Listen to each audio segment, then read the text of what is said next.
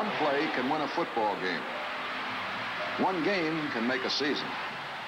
And one player, any player, may make or break a play, a game, a season. There are approximately 150 plays in a football game, and there are only 3 or 4 plays in any game which make the difference between winning and losing. No one knows when the big play is coming up. Therefore, every player must go all out on every play. In other words, every player has a responsibility on every play, and that responsibility begins with the proper use of his given talent. The development of all talent is founded on fundamentals, and in football, the first of the fundamentals is the basic football position. Football has a basic position. Feet spread, knees flexed, a slightly sitting position with the weight evenly distributed. It is from this position that all football movements must stem. The basic football position. All players, whether on the offense or the defense, assume this position or move through it. For it is the basic position from which everything stems, including the basic offensive stance. The offensive football stance, from which all offensive movement stems, is with the feet spread, just slightly outside the width of the shoulders, with the right foot staggered and a right-handed stance with the toe of the right foot to the heel of the left foot, with the right hand down, with the weight evenly distributed on the tripod of the fingers and the 2 feet, with the right arm just inside the knee of the right leg. The buttocks slightly higher than the shoulders, and the shoulders square. Sometimes it is a little bit difficult to get the shoulders square. A good teaching point is to drop the left arm in the same position as the right arm until the shoulders are exactly square, and then to lift the left arm and keep it just about even with the knee, which will keep the shoulders square again. Both heels are off the ground slightly, with the right heel slightly more higher than the left heel, and from this position that the football player uncoils. This is the offensive stance. Feet and shoulders properly positioned. Head up, neck firm, but not straining, and tail slightly higher than the shoulders. And offensive football begins with the center. The center stance is the offensive stance, with the feet spread at shoulder width, the toes of the right foot opposite the arch of the left foot. As the center takes his position over the ball, which is before him with the laces up, his head is slightly behind the ball because a center can be offside too. The center places his right hand on the ball with only the thumb touching the front end of the laces. The other fingers of his right hand are under the ball. He places his left hand on top of the back end of the ball, and it merely rests there. The snap is executed with only the right hand and arm, but placing the left hand on the ball will ensure better balance. The snap or delivery of the ball is made with a simple and natural pendulum swing that never changes. The arm is straight and comes back hard and fast, following the same path every time. As the locked arm passes the right knee, the center will find that this pendulum swing produces a natural quarter turn of the ball and presents it with the laces in perfect position for the quarterback's grip. When the snap is correctly executed, the ball always arrives in the quarterback's hands with the laces under the second joints of the fingers of his passing hand. He does not have to seek the laces. This is particularly important when the play is a quick pass. All the quarterback has to do is raise the ball and throw. Remember, in the snap, the essentials are uniformity, firmness, and speed.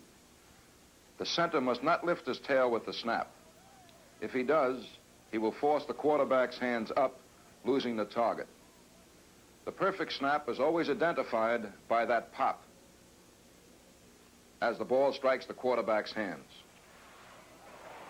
Here in a game, notice how that snap by the center and the drive of the offensive line are one and the same, beating the defense to the charge.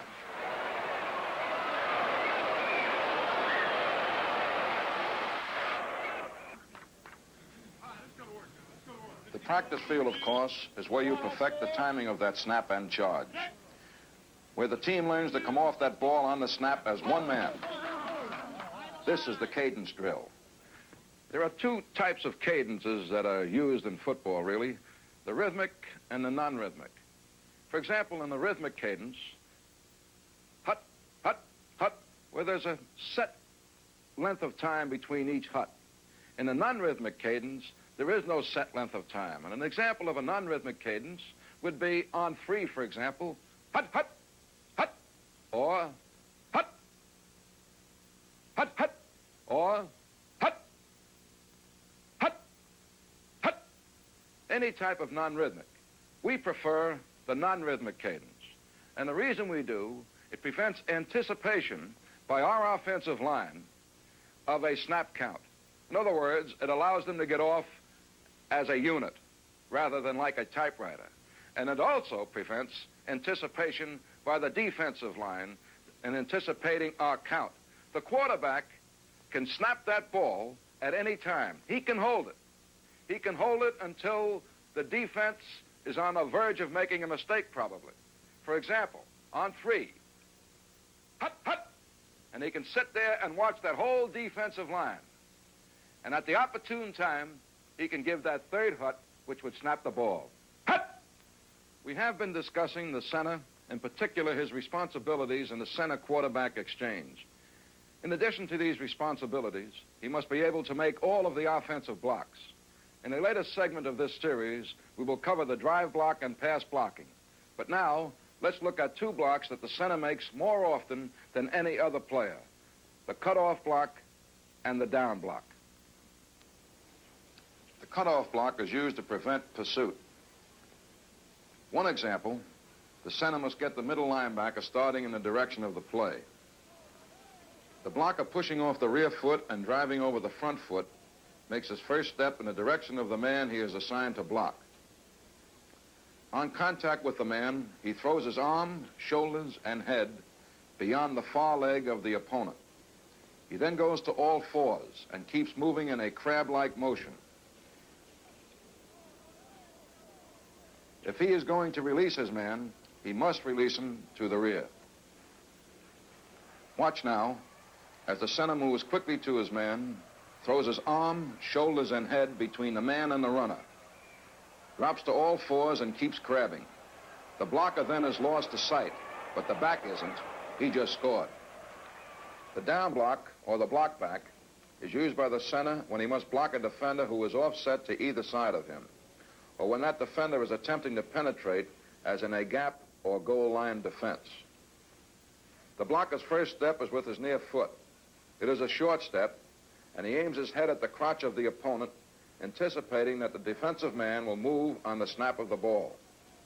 If the blocker does not get his head in front and aims at the hips, he will lose his man because that man may beat him across the line of scrimmage.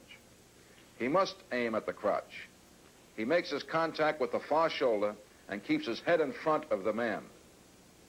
If the defensive man does not penetrate, the blocker moves into a reverse body block to prevent the defensive man from spinning out. Here is an example of a good down block.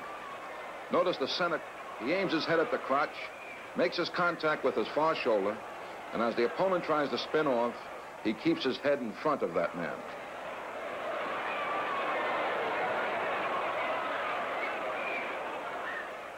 Now watch the center as the middle linebacker tries to move into the hole. The center picks him up and takes his man in the direction he wants to go, while the back cuts and is gone.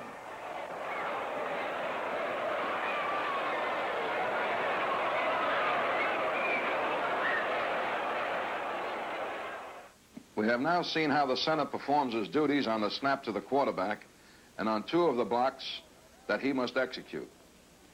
He must also, however, perfect the long pass back for punts. The ball must travel 14 yards and arrive at belt-high level and on a line with the kicking leg. For the long snap, the center's feet are no longer staggered, but are on a line.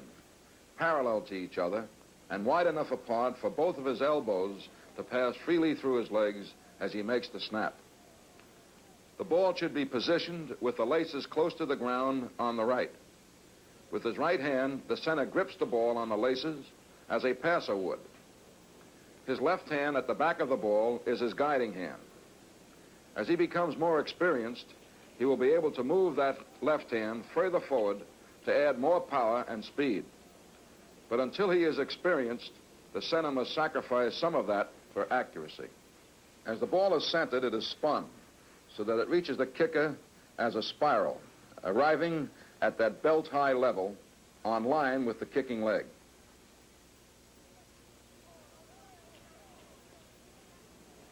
To sum up, the feet are on a line and parallel.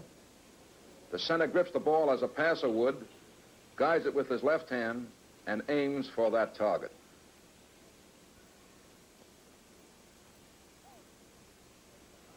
For a punt, no snap can be too fast. But for points after touchdown and field goals, the center cuts back the speed of the snap somewhat.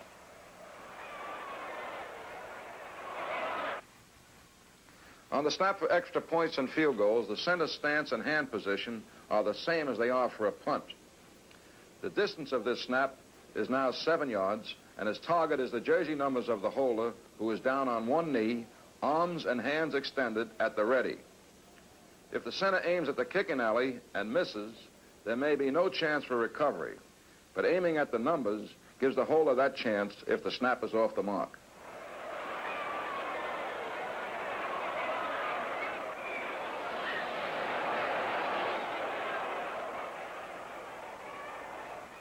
Split-second timing.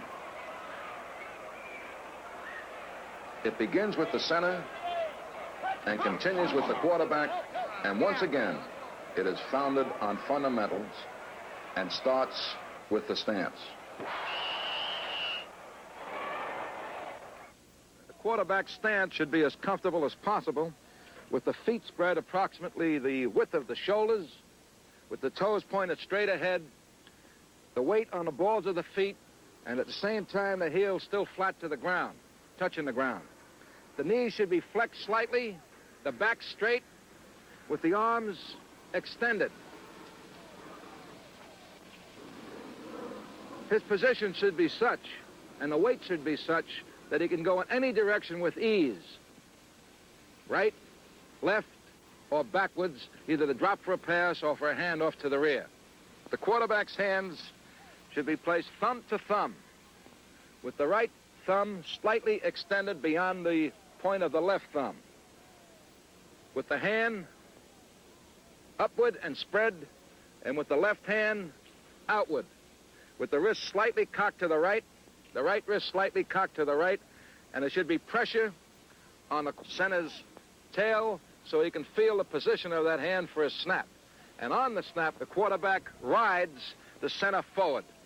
Here we see the position of the quarterback's hands ready to receive the snap. The hands placed thumb line to thumb line, the right thumb slightly extended beyond the end of the left thumb. The hands relaxed with the fingers spread, and the right hand on top, applying pressure under the tail of the center to give him a target. The position of the quarterback's hands as he takes his stance behind the center is a thumb-to-thumb position, with the tip of the right thumb slightly beyond the tip of the left thumb, so that they fit perfectly together. The quarterback puts pressure of his right hand on the tail of the center, cocking his wrist, his right wrist, hard to the right. And the reason for that is, if you remember, on a quarterback-center exchange, or when the center snaps the ball, there's a quarter turn of the ball. And the quarter turn of the ball, the laces of the ball will fit or will fall approximately across the second joint of the hand. The fingers are spread hard. The hands are spread. And there's great pressure, hard pressure, of thumb to thumb. And the reason for that is, as the ball hits the top hand, there's a reflex action. in which the underneath hand, in this case the left hand, as the ball hits the right hand, the top of the right hand, the left hand will automatically come underneath the ball to cradle it. Try it sometime. I think it's important to remember that the first move of the quarterback as he receives the ball from the center is to bring the ball into his stomach, where he has perfect control of it and hides it. Remember, his original position, his elbows are close, and he keeps it that way. We use a little bit different technique, I think, than most teams in the back receiving the ball from the quarterback, the position of the back I'm talking about. We like to have the stomach completely open. In other words, we take a natural running action, our back does. It's the quarterback's responsibility to place the ball in the belly of the back. So as all the back does is keep his eyes on the hole in which he is running to. Very important that he keeps his inside hand, his inside arm, back and behind his hip, so that the whole stomach is exposed. There's nothing there to stop the ball. There's nothing there to hit the ball. There's nothing there to cause a fumble. The quarterback's responsibility is to place it into the stomach. The back, in assuming a natural running position, as he's going to get the ball, this is his position. Hand back. Forearm of the outside hand parallel to the ground. Stop hand right here, which prevents the ball from coming all the way across the body. At the same time, he's watching the hole like this, and as the ball comes in, he stops it, and as the ball is seated, his other hand or his inside hand comes underneath the ball, and he runs to daylight. Here you see the handoff for the dive play. The quarterback has stepped down the line of scrimmage.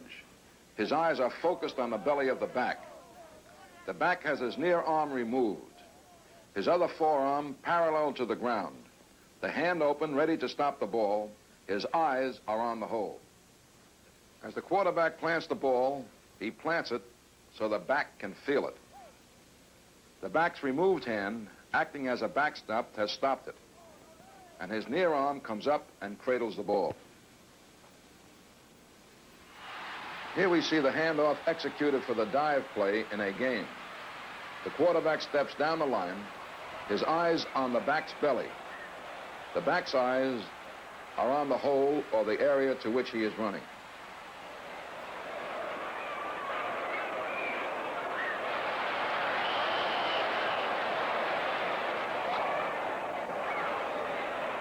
This is the handoff on a sweep. The techniques are still the same, except that the quarterback pivots instead of moving down the line. And here it is in slow motion. Note the quarterback's eyes right on the belly, where he is going to place the ball. Note the back's eyes looking for daylight.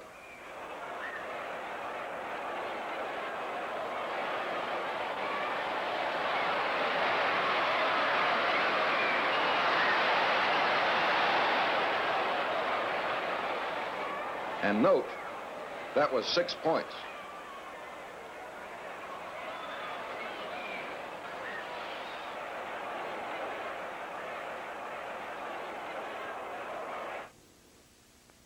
There is another important variation of the handoff, and that is the one that is employed in the draw play. Draws are effective in combating excessive pressure by the defense and rushing the passer, and as a change of pace. For the draw to be effective, however, everyone must simulate pass, including the running back who is going to receive the ball. That means that the back will not be moving toward the hole. He will be set as he does as a pass blocker, and the quarterback will come to him to make the handoff. For example, on a draw play to the fullback, everyone simulates pass, including the receivers. All the receivers go out. This receiver will go out. This back, who's going to run the draw play, will set in the same way as he does in protecting the quarterback when there actually is going to be a pass. The quarterback will come to him, and he will sit there to wait for the ball to be seated in his stomach. Each one of these men, all the linemen, will simulate pass blocking. The fullback, who is the draw runner, if it's a draw right, will key the offensive right guard. If the offensive right guard takes his man to the right, he will run that draw play to the inside. If the offensive right guard takes his man to the left, he will run that draw play to the right side. This is a classic example of running a play to daylight. Again, the quarterback pivots, steps back to the running back, who is simulating setting for a pass block. The quarterback seats the ball, the back takes off,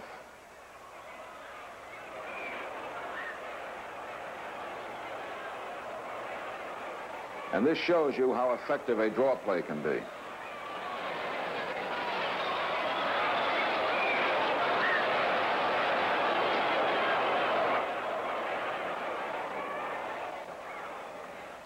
On slant plays, the quarterback uses a reverse pivot. Here are several examples of the handoff of the slant. And the rule is the same. The quarterback has complete responsibility for placing the ball. The back's eyes are on the hole. The slant, which will be discussed in detail later in this series, has long been a favorite of mine because it gets the back to the hole almost as quickly as does the dive play, yet it gives the back the opportunity to run to daylight, as he does here. Of course, not all running plays are designed for the quarterback to actually hand the ball to his running back. Sometimes, for example, if we want to get outside the defensive perimeter quickly, we use pitch outs. And there are two types of pitch outs, of course, which is the underhand, one-handed spiral pitch out, or the two-handed toss to either side. The two-handed lateral, which is a soft lateral, is usually made with the reverse pivot to the right and usually to the fullback who is going wide on a sweep action.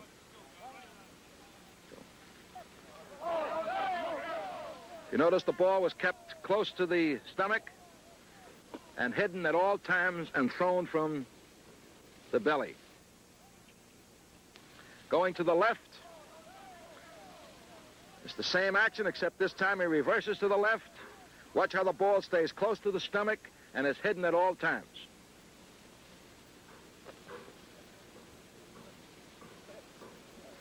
Again, it's the quarterback's responsibility to put that ball in the correct area. Here in game action is the reverse pivot and the two-handed lateral. The quarterback's eyes are on the target. The ball is thrown from the stomach. And once again, it is the quarterback's responsibility to get the ball to the back where and when that back wants it. Another type of lateral that is used, and this is usually to the halfback on a pitch out, and going to the right is usually done reverse, with a reverse pivot and with a spiral action, and again from the stomach. Go. Here it is again.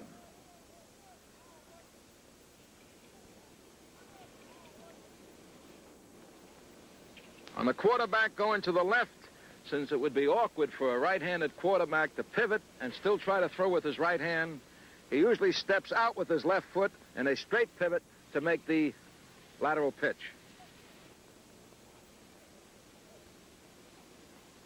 Here it is in slow motion.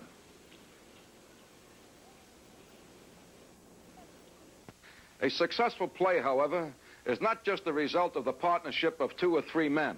It is the result of the coordination of all 11 men, each of whom has made himself master of all the fundamentals on which winning football is founded. Every man must be committed to excellence.